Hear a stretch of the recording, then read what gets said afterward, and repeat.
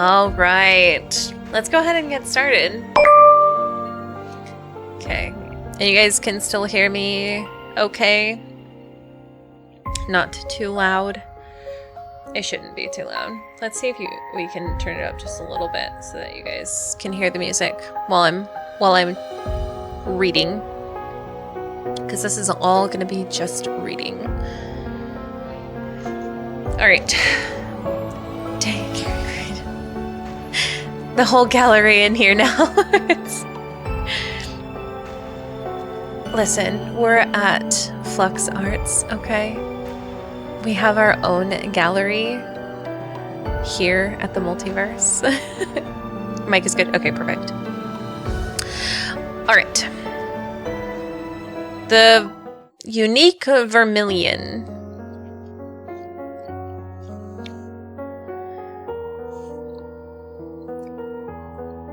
Okay.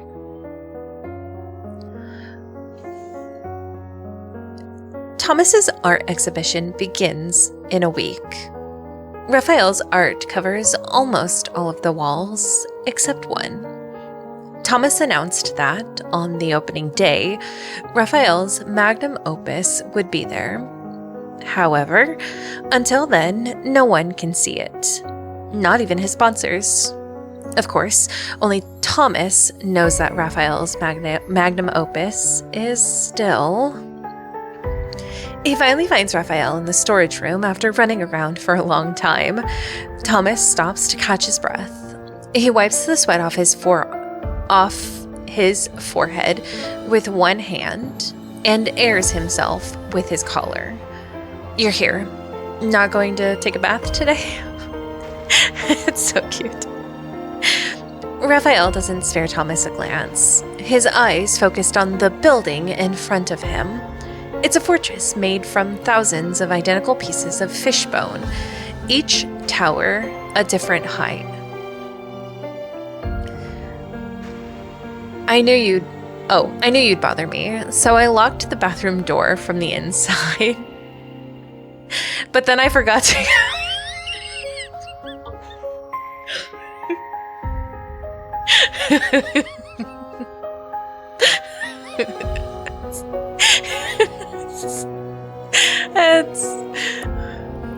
That's pretty on brand for Raphael.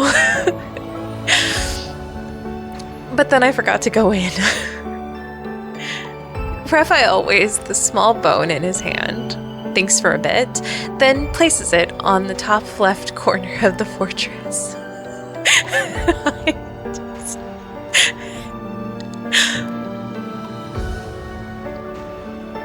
Thomas furrows his brow. And the key? I don't know. Fish brain. Thomas mutters. He takes note of what Raphael is building. You haven't finished your painting yet? Why are you making this? Maybe it's because I can't paint right now. Feeling anxious, Thomas feels any work of Raphael's is a masterpiece. He takes a step. This is pretty good. Why don't we use this as your final piece? People can always see our great paintings, installation art. Raphael glances at him. You want me to rebuild this as an exhibition? It's 2,000 pieces. I don't have that much time. Thomas deflates like a balloon. He massages his temples and says, The sponsors called me again today. They're very worried about the situation regarding the final piece. I know you don't care about these things, but it's not just about you. It's about my reputation. We can't mess this up.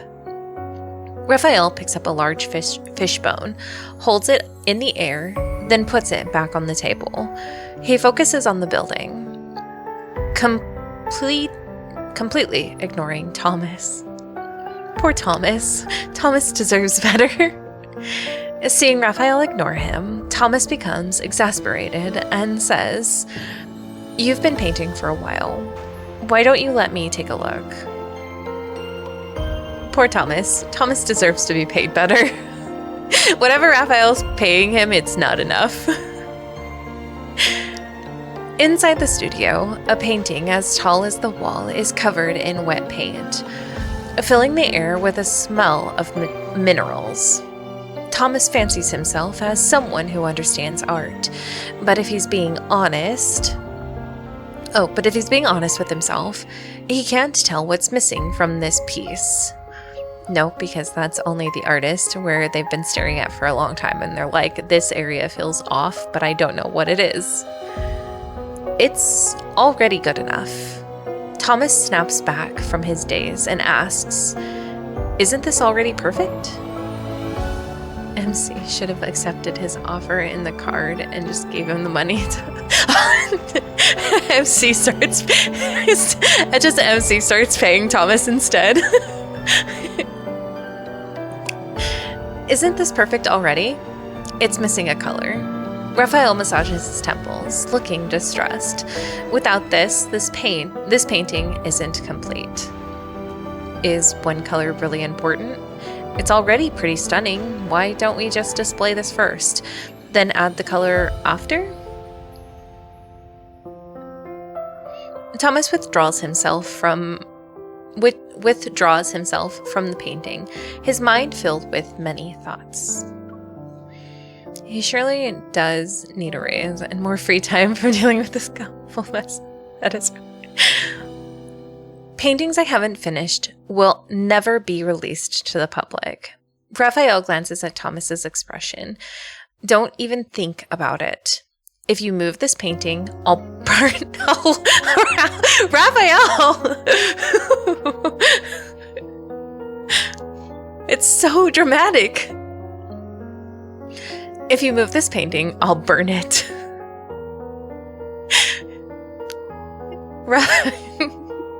Raphael. It's giving minor inconvenience, and so I'm going to have a meltdown. Thomas purses his lips. You're a man of your word. Fine. But there has to be a deadline. How about 2 days? Or 3? I can't give you any more than that. Closing his eyes, Raphael nods. It's giving minor inconvenience. That's a little much. I hate it. So you know what? Yeah, lady, you know this though. For an artist, that doesn't feel too out of the realm of possibility. You do something, you work on it, you suddenly hate it, and you're like, the whole thing needs to go in the garbage. Or maybe that's just me. I don't know.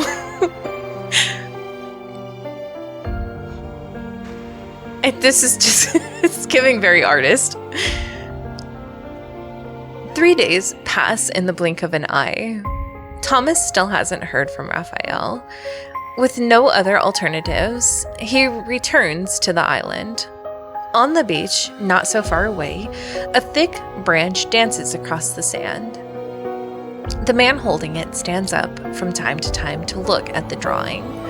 I mean, fair, sometimes things deserve the trash. It's true.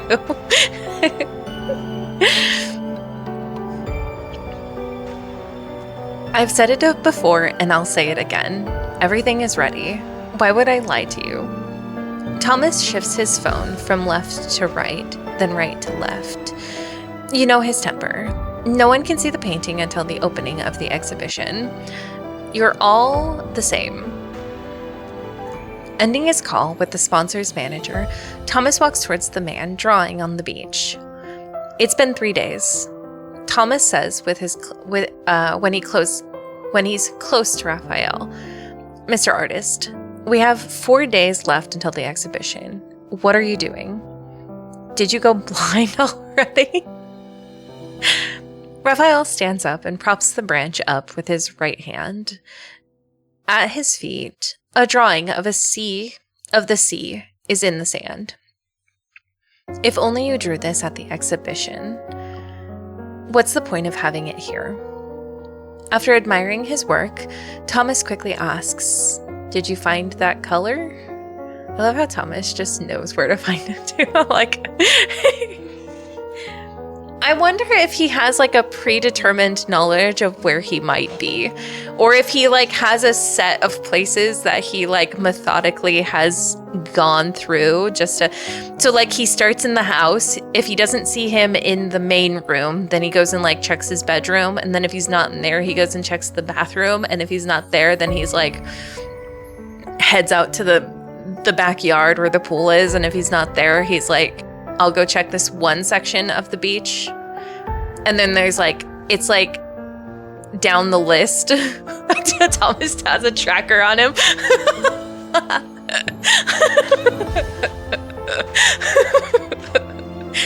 He's actually got an ankle bracelet on.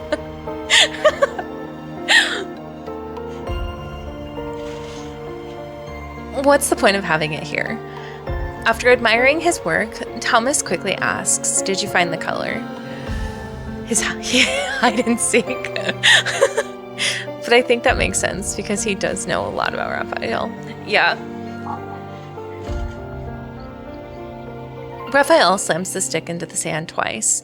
If I did, I wouldn't be drawing here, he says, slightly frustrated.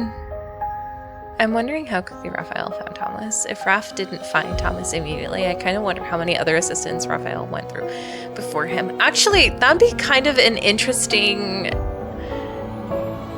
I think it's kind of talked about in this one. Okay.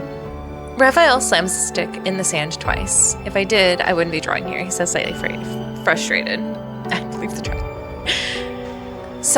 Sighing, Thomas puts his hand on his waist. Let's go to my friend's pigment factory. There are thousands of colors there. You're bound to find the one you want. No, Raphael says. Those have all been chosen countless times by other people. Raphael, I get it. I will never let them be in my paintings. Thomas sighs. I knew you'd be like this. I wouldn't have suggested this if I could afford to wait any longer. Chuckling, he continues in his wistful tone. You were like this when we first met. Looking up at the endless blue sea, Thomas closes his eyes. I remember back then, I compared myself to you. Thomas recalls the time when he was still passionate about art. Oh no! I'm gonna be... Oh no! Thomas does have kids. Maybe it's intuition by fussy people. Look, I could see the complete spectrum of color and would feel... Honestly, I get it, Raphael. At a charity event, his painting just so happened to be displayed alongside Raphael. I didn't know Thomas was an artist. I didn't remember that. Thomas had heard of Raphael before. He thought he stood a chance against him.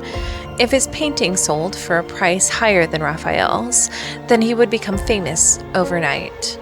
With that thought, Thomas went to the exhibit early. This time, their works were quite similar in tone. Comparing the two, he noticed Raphael's was more unique, yet he didn't want to admit it. Thomas always thought his work was better than everyone else's.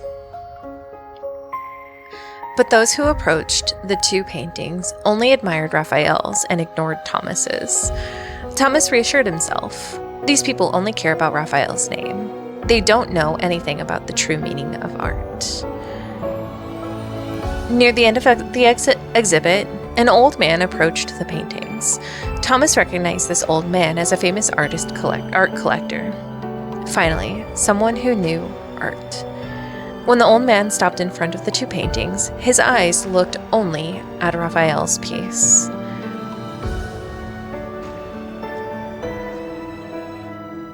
Such a passionate color. Only Mr. Raphael could convey emotions like this. Thomas was consumed by jealousy. Mr. Thomas's painting is pretty good too, right? The old man took his glasses off. He glanced at Thomas's painting, waved his hand, and said, "The red's off." Thomas's painting wasn't sold for a good price that night. It was the same night he decided to let himself visit Raphael.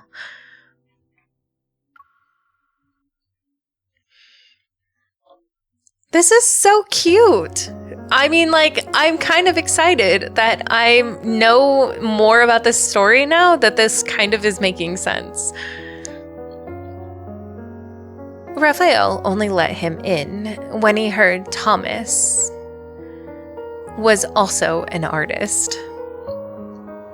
That was the first time Thomas met him. Thomas wanted to have an artistic discussion with Raphael about colors, but Raphael didn't seem interested. He just sat at his desk, mixing colors in paper cups. Thomas asked if he knew his painting sold at a high price. Without lifting his head, Raphael asked which one. The one at the charity event. Oh. I do feel for Thomas, though, but I think he handles it in a very mature way. I do too. I kind of like it.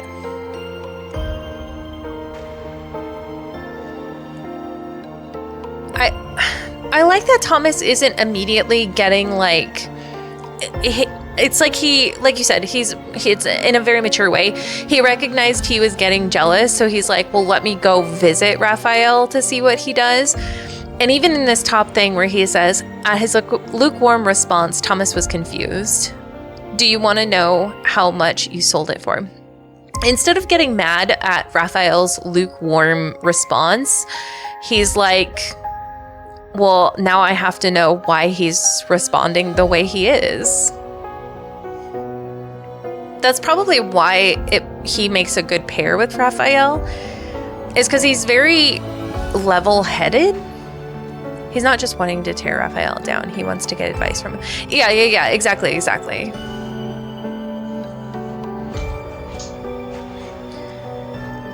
As long as it benefits the charity, I don't care how much money it makes, Raphael said, then mumbled about the paint lacking something. He picked up his brush and looked for some color on his palette. Recalling the old man's critique, Thomas asked, "What brand of paint do you use?" As if he had never heard of that word before, Raphael finally looks up at Thomas. Brand? Worried that Raphael wouldn't tell him, Thomas decided to lay out his choice of paints first. Madeline, Bailey, Curio. Those are the brands I use. I'll trade some with you. Bye, Kat. Thanks for stopping by again. I hope you have a good rest of your day and have a great week. Raphael, like brand? You. Brands are not my style. Raphael stirred the contents of the paper cup with a small brush. It took him a while to say, "Thanks, but I can make it myself." Thomas took a deep breath. Is this the attitude of a famous artist? How did you make the red in your painting then? He asks. Raphael made a line on a piece of paper. On a piece of paper with the paint from the paper cup. Satisfied, he looked up at Thomas again. Are you here because you want to learn from me? Hearing this, Thomas felt a little irritated. There we go, there's the irritation. But he knew that to learn the truth, he had to let go of his pride. If you tell me, I'll make you even more famous. Raphael took the paint he mixed to his canvas. I don't paint for fame. Thomas returned to the present, opening his eyes to gaze at how the waves lapped the sand. He feels sentimental. After that, I studied business to become your manager. To be honest with you, I was stunned the first time I saw your work. I couldn't believe that someone as talented as you existed. So I believed in your talent. You wouldn't be stopped by artist's block. Turning back, Thomas's words stop in his throat. Raphael's figure moves further and further away, eventually coming a small dot in the distance. Hang on, I think this is a familiar sight.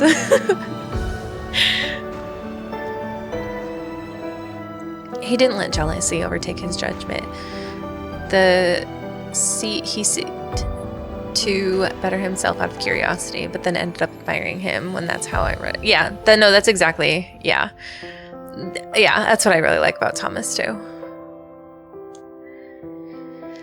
So the question is, and they might answer it in this, but does Thomas know he's a Lemurian? Is he aware of that?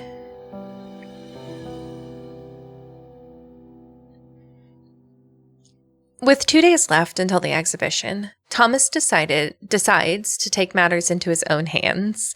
Darkness covers the sea and the island, and the studio is lit up by the moonlight filtering through the windows. Thomas sneaks inside. He glances around, and when he doesn't see any signs of Raphael, he fixes his gaze on the giant painting leaning against the wall. I've been trying to figure out this whole time. Not confirmed. Okay. Because it seems like they don't try to hide it around Thomas particularly. I mean, he doesn't really try to hide it at all, but most people aren't going to go around saying, "Are you a Lemurian?" I don't think he knows yet. Okay. I wonder if he feels like something is just kind of off about him, but doesn't ask questions. His footsteps are silent as he moves toward it. He puts on the gloves he brought with him, kneels, and tries to pick up the painting. Thomas. I feel like he knows more than he lets on. I mean, he seems to know about Raphael's needs, so he either assumes he's super eccentric or he knows, and Raphael and him just kind of agree to not say. So it's like don't ask, don't tell sort of thing, but they know, but just we don't say anything about it. Right at this moment, someone comes out from the shadows. Uh-oh. The air is filled with the sound of a match being lit. Oh no. Oh no. Thomas shouts, "What are you doing with the match?" Raphael glares at him. "If that painting moves even 1 centimeter, I will light it on fire."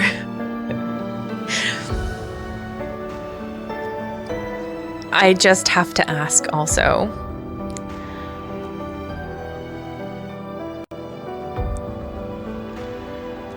Why?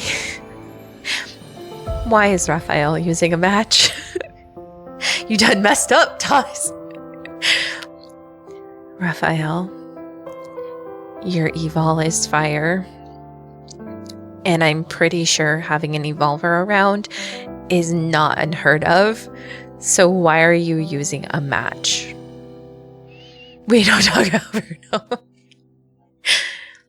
Okay, fine. Don't do it. Thomas takes several steps back. Raphael, match in hand, stands near the painting. His gaze doesn't leave Thomas. With the match so close to the painting, Thomas's heart almost jumps out of his chest. Hurriedly, he says, "I moved it at most 9 millimeters. It hasn't moved a centimeter. You can see for yourself." So much extra work for the trauma. But Raph, who's your hero? Oh, it's more dramatic.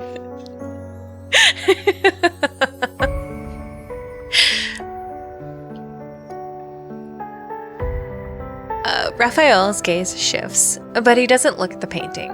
Rather, he stares at Thomas's feet. "Move. You're stepping on my conch."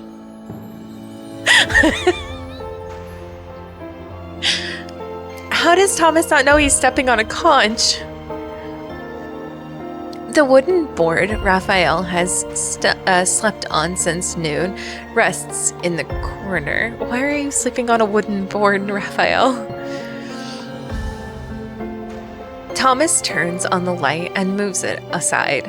How can you even sleep on it? Are you seriously doing this just so you can guard your paint? This man is so dramatic. You know what, though? It's kind of neat reading through this now after all of the character development we've had for Raphael, because this sort of brings you back to when you first meet Raphael and how sort of like it goes back to the, throws all caution to the wind. Like he'll dramatically do anything just to get his way.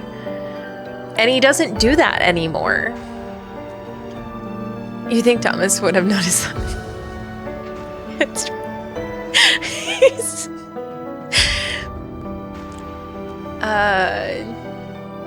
the light flickers on. Thomas notices what Raphael is holding. A conch he's never seen before. He clicks his tongue, puts his arm on his waist, and glares at Raphael. There are 2 days left until the exhibition, and you're trying seafood?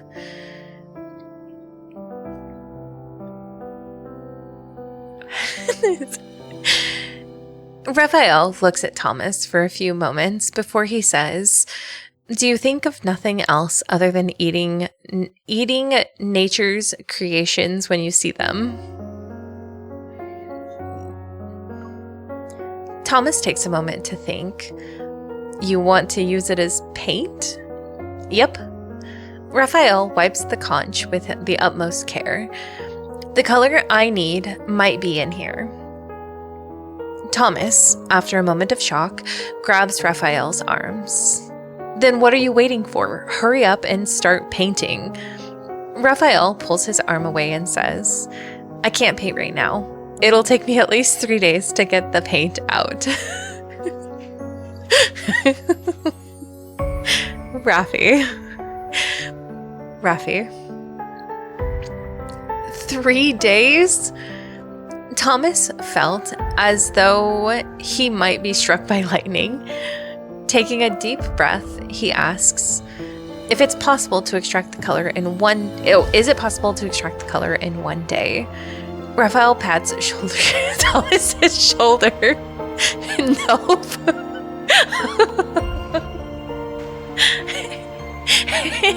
Excitement fades from Thomas's face.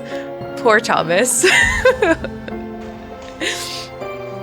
I could hear the nope in Raphael's voice too.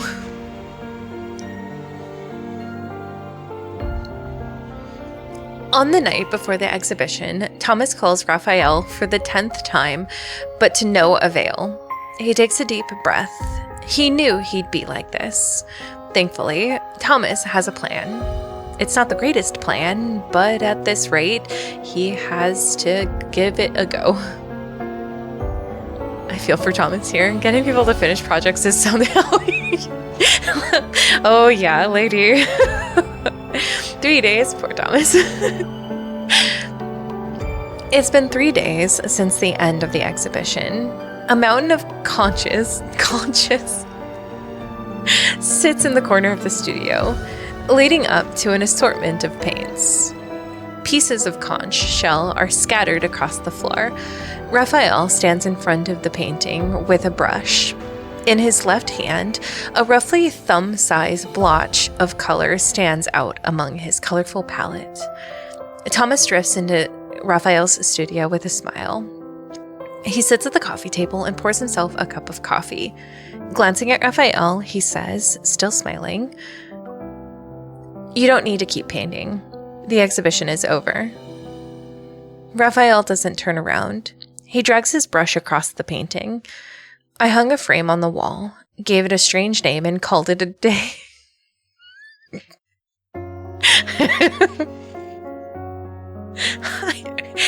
I don't think I have been more proud of Thomas than I am in this moment.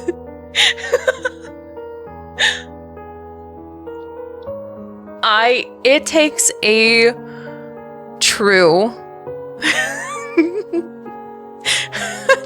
friend.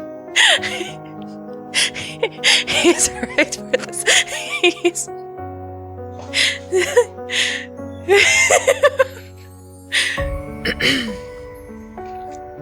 Everyone who came said it was the pinnacle of art. I love this. This is the epitome of what art is like sometimes. Who knew the magnum opus could be so easily replaced with a frame? Maybe I still have some artistic talent in me. I can see him yanking the conch and smashing it. Seeing Raphael ignore him, Thomas's excitement fades. Putting down his coffee, Thomas goes up to Raphael and looks at his painting. There are a few more touches of reddish purple in Raphael's painting. It's the same bright color that's on his palette. Thomas furrows his brow. Is this the color you've been looking for? Yes, Raphael replies. Raph is going to be so mad, though, that people think he's that kind of artist. It's true. Thomas takes a step back to take in the whole painting. Then he moves closer. I can't tell the difference between this and the claret violet from the factories. Raphael looks at him speechless. I could only imagine the aghast look that Raphael gave Thomas after he said that. Like, as someone who's into color theory also, I can't imagine someone going, it looks the same as this other color. Like, Thomas glances at the conch shell nearby and asks, did you extract the color from those? Yeah, it's called Tyrian purple. It took 10,000 conches to get 1 gram.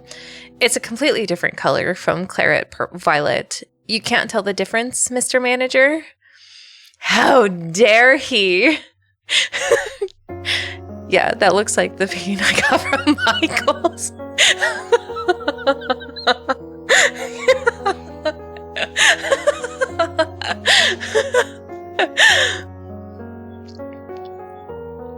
Thomas scratches his head. Tyrian purple. Right, I know. Decades of art history has long since faded from Thomas's mind, but he vaguely remembers that Tyrian purple is a shade more precious than gold, used only by ancient royal families. How dare you, Thomas? It looks the same. They're totally different. But this color isn't rare anymore, Thomas says. After all, technology is so advanced now. It is rare, though. Raphael dabs his paintbrush and paints another stroke onto the painting. Do you remember the vermilion you were looking for so many years ago? Thomas doesn't turn around. It's been so many years, I gave up looking for it. Besides, no matter how much I try, I could never mix a color as great as yours. He snorts. A unique vermilion. Does that even exist? Of course it does, Raphael says. Vermilion is a super rare color in ancient times. You should know. Well, yes, because the process back then wasn't as developed, and they didn't have the technology. They could only use bugs to make that color. So they'd need to take into account the cost of catching them and storing the materials. It's a very expensive process, so of course it was rare. Thomas continues to calculate the total cost. It being labor intensive is one thing, but that's not the reason it's rare. Adding another stroke to the painting, Raphael continues. An insect can only give so much red to the painter's work. The vermilion nowadays can be easily synthesized with chemicals. Thomas doesn't understand Raphael's point. Isn't that great though? More people can paint now. More paintings have the same pigment, made at some factory at the same time, with the same chemicals and formulas. Raphael says, no matter how much these people mix or tweak their pigments, they will always be confined to a set of rules. The color they make no longer comes from a unique bug, just like how claret violet doesn't come from a unique conch. With that, Thomas finally understands. The work of the painters in the days of yore are priceless because of the sanctity of their paintings. No one can reproduce their works, which makes them unique. There's nothing more precious than being one of a kind in the world. The same goes for color.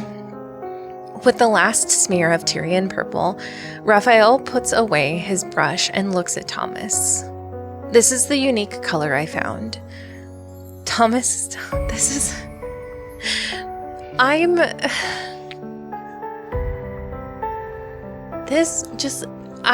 just made me love Raphael even more. Like, I went to college and specialized in color because I really enjoy color. Most of my arts are very Pollock-esque with mostly color. And the fact that he just it's not about the color itself, it's about the uniqueness of the process of how you get the color is just, it's something so very, I don't know, it's something so very special. My heart is so, I just love it so much.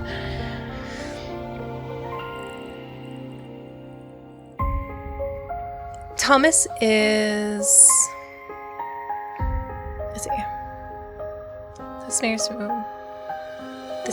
Thomas is dumbfounded. He looks back at Raphael's painting, Tyrian purple and all, and it does seem a little bit different. Thomas can't tell what exactly has changed, but he knows that this will be one of the most precious paintings in the world. I do really love this insight into how he works. Color theory is so interesting too. It really is. It's very interesting.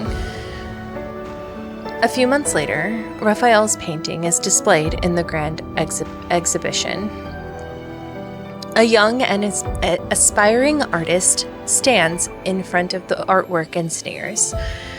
They say the most fantastical part of this piece is the reddish purple, but I don't see the difference between this and the one I mixed with normal paints. After sending a businessman away with a smile, Thomas frowns. He walks up to the painter, straightens his posture, and says, "Let me tell you, sir, this painting before you, with the reddish purple, is painted by the one and only Mr. Raphael.